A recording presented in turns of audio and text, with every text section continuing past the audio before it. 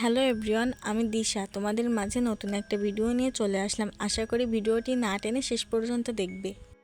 চলো আমরা কোথায় যাই সেটা দেখার জন্য ভিডিওটি শেষ পর্যন্ত দেখো।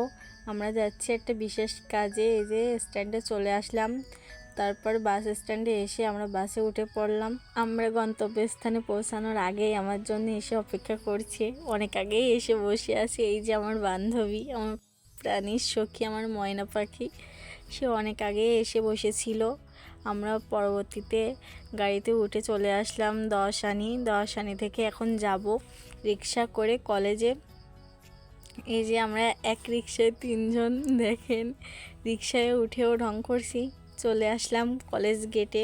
আমাদের কিছু কাগজ করা বাকি ছিল, তাই আমার হাজব্যান্ড যাচ্ছে আমাদের কাগজগুলো কমপ্লিট করতে।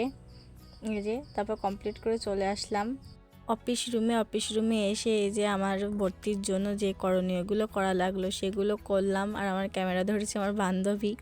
এখানে আমাদের কাজ সব শেষ হয়ে গেল। এখন হচ্ছে ঢং। একটা ফুল গাছ থেকে ছিঁড়ে এনে আমার মাথায় গুঁজে দিল। আমিও তাকে একটু কানে গুঁজে দিলাম। দেখেন কত কিউট লাগছে, তাই না বলেন? সবাই কমেন্ট করে যাবেন আমার বান্ধবীকে কেমন লাগছে।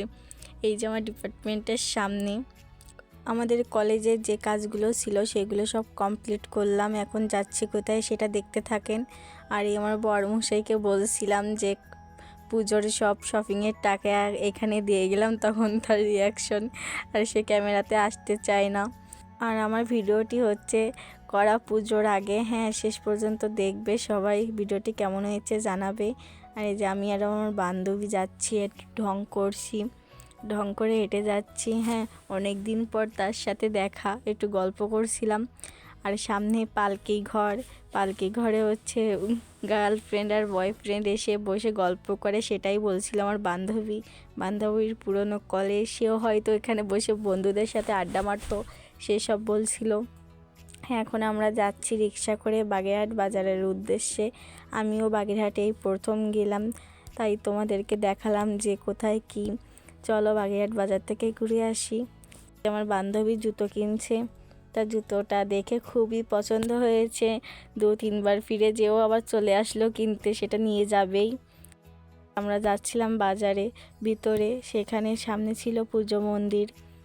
মা তো সর্বশক্তিমান, মা সব জায়গায় থাকে। এই দেখো মা। এই যে মন্দিরের ভিতরটাও অনেক সুন্দর, গিয়েছিলাম তো ভিডিও করা হয়নি। এই যে মন্দিরটা। তারপর পুজোর সময় তো এই জন্য মার্কেটে একটু ভিড় ছিল। আমাদের কেনাকাটা শেষ হলো। এখন আমাদের বাগেরহাট বাজারও ঘোরা শেষ হলো। এখন যাব বাড়ির উদ্দেশ্যে। রিক্সায় উঠলাম, রিক্সায় উঠে যাব দশানি। সেখান থেকে উঠবো বাসে। আমি মূলত বাসে উঠতেই পারি না, তারপরে উঠতে হচ্ছে। এই যে আমার বান্ধবী, সে মেকআপ করতে ভীষণ পছন্দ করে। মেকআপ করতে করতে মেকআপ বক্সটাই খালি করে দিচ্ছে। লুকিয়ে ভিডিও করছিলাম, দেখে ফেলছে, লজ্জা পেয়েছে অনেক।